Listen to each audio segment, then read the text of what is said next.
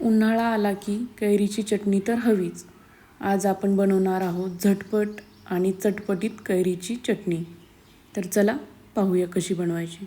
इथे मी एक कांदा आणि एक कैरी मोठ्या आकारात कट करून घेतलेली आहे.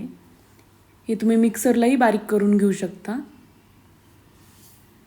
किंवा किसूनही घेऊ शकता. मी इथे बारीक करून घेतलेलं आहे. कांदा आणि कैरी दोन्ही मिक्स करते. त्याच्यात लाल तिखट, हळदी पावडर आणि चवीनुसार मीठ टाकून घेऊया.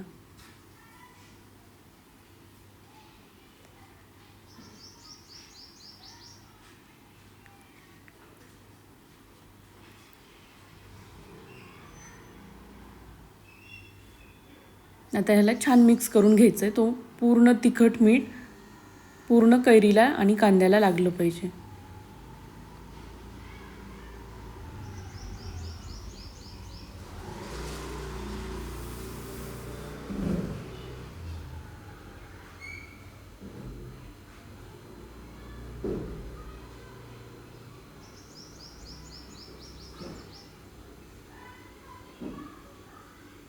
थोडीशी कोथिंबीर वरून टाकून घ्या आणि मिक्स करा आणखी एकदा.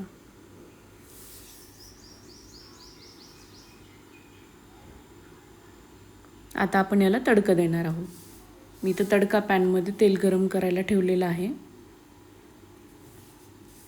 याच्यात जिरे आणि मोहरीचा तडका देणार आहोत आपण. मोहरी छान तडतडलेली आहे. जिरे टाकले, गॅस बंद करून हा गरम तडका लगेच ह्या मिश्रणामध्ये ओतून ह्याला मिक्स करून घ्यायचं आहे.